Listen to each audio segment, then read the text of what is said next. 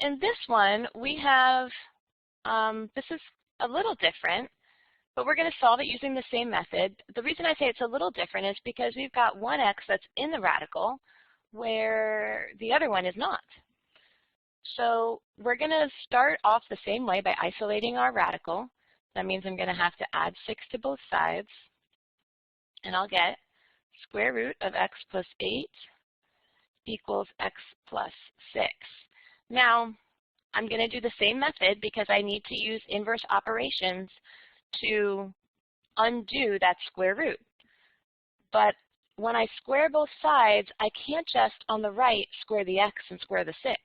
I have to square the entire side because that's the only way I'm doing the same thing to both sides. So I square the whole side. So on the left, I get x plus 8. On the right, I'm going to end up having to multiply x plus 6 by itself. Now, you may remember this from Algebra 1. When we have two binomials, which is what these are because there's two terms in each set of parentheses, that makes it a binomial times another binomial, we used a method called FOIL. And FOIL is just an acronym that stands for first, outer, inner, last. So that just helps us make sure that we multiply every term by every other term. It's kind of like doing the distributive property with each of the terms in the first set. So let's do it. So first means I do this first term times this first term, and I get x squared. Outer means I do these two outer terms and I multiply them by each other, and I get plus 6x. Inner, multiply these two terms by each other, and I get plus 6x again.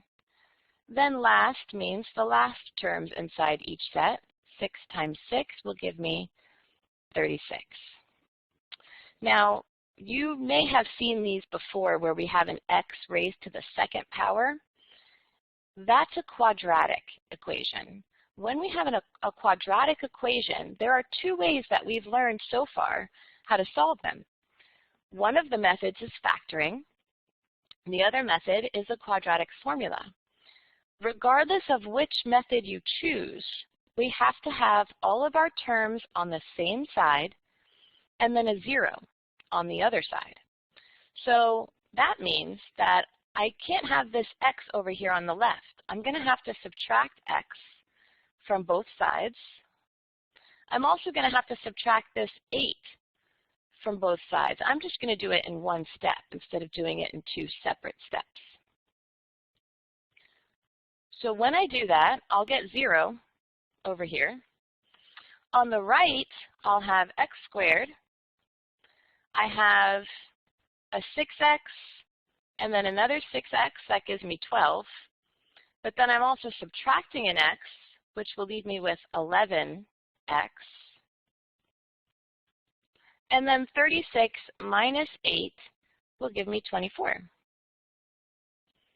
Now, you should always look to see if you can factor first, because that would be the easier method. You only want to use quadratic formula if you have to.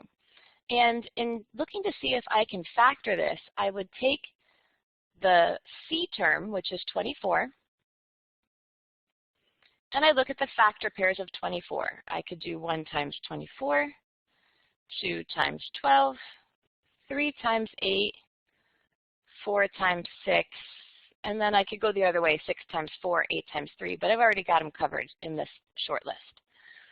And then I want to look for a pair of factors that I can either add or subtract to get 11. So we're looking at factors of this number that I can then add or subtract to get this number. And out of the factors that I have on my list, I see one pair that will work, 3 and 8. So now when I factor, I'm going to separate this into two factors, and each factor is going to be a binomial. I'm going to have an x here and an x here because that's the only way I'm going to get x squared as my first term when I multiply. And then I'm going to take these numbers, and they're both going to be positive, and I'm just going to put them in the other spot. Now, it should seem like I'm done. Unfortunately, I'm not, because I still don't know what x equals. So now I have to take each one of my binomials and set them equal to 0. And then solve. So for the first one, x plus 3, I would subtract 3 from both sides, and I would get x equals negative 3. For the x plus 8 equals 0, I would subtract 8 from both sides, and I would get x equals negative 8. And lastly, you guessed it, we've got to plug them back in to make sure they both work. We might have that they both work, or one might be extraneous and one might work, or they might both be extraneous. So let's plug them back in to see. Let's try negative 3 first. I'm going to plug negative 3 right in there. So I will have negative square root of negative 3 plus 8, and then a minus 6, and then equals negative 3 on the other side. I'm going to plug it into both places, right? Every time I see an x, I'm going to plug in. So negative 3 plus 8 gives me the square root of 5 minus 6 equals negative 3. Now, I don't know what the square root of 5 is off the top of my head, but I know that it's irrational. And I know that if I take an irrational number and I subtract 6, I'm not going to get negative 3. So this solution does not work. It's extraneous. So now we're going to try the other solution. Our other solution was negative 8. So now we're going to have the square root of negative 8 plus 8 minus 6 equals negative 8. I get 0 minus 6 equals negative 8. Negative 6 equals negative 8. Does not, right? So this is also an extraneous solution. So although we found two solutions which look like good solutions, they both end up being extraneous. All right, so let's look at one more example of what happens when we square both sides. So here we have to, we're trying to get rid of the radical around the 9. So I can square both sides. And on the left, I have x plus 5 times x plus 5. And on the right, I just have 9. So that would give me x squared, right? That's my first, my outer, my inner, and my last.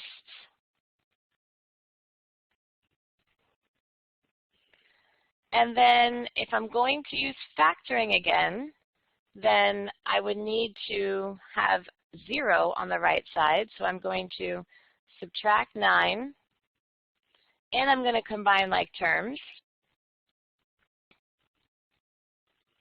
So I'll have x squared plus 10x plus 16 equals 0. And again, I'm going to need to either factor or use the quadratic formula. So the way that I can look and see which one I'm going to do is by listing out my factor pairs for 16. I've got 1 and 16, 2 and 8, 3, no, 4 and 4. And then that's it. 5 doesn't go in, 6, 7, and then we're back to 8. All right, so I'm looking for a factor pair that will multiply to give me 16, which is this number right here, but add to give me 10, which is this number right here. So this is going to be my pair. So once I've chosen my pair of numbers, I can then rewrite this as two binomials. I put x's as my first term in each, and then I put in the number pair that I've chosen. Oops, that should be an 8. And then, just like I did in the last one, I solve. So x plus 2 equals 0, and x plus 8 equals 0. X equals negative 2, x equals negative 8, and then I plug them back in. So let's plug in the negative 2 first.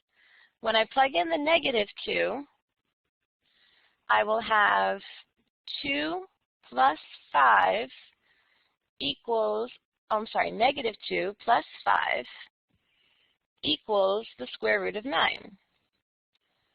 So that means I will get 3 equals the square root of 9. And it does check out. 3 equals 3. When I plug in negative 8, I'll have negative 8 plus 5 equals the square root of 9. That would be negative 3 equals the square root of 9. Negative 3 equals, I don't know why I wrote that again. Negative 3 equals positive 3. Remember, we're only looking at the positive root. So this one does not check out. So we have one solution, and then we have one extraneous solution. So this would be our extraneous solution. Now, you may have been looking at this and saying, I could have solved this much faster because right at the beginning, I could have told you the square root of 9 is 3. And then I would just have x plus 5 equals 3. And you're absolutely right on that, actually. The only reason why I went through the process of doing all of this is just to give you extra practice with factoring and extra practice with squaring a binomial and extra practice with plugging back in to look for extraneous solutions. But if you saw right off the bat that the square root of 9 is 3 and you rewrote this equation as x plus 5 equals 3, you will arrive at the same answer as we got doing this all out of x equals negative 2.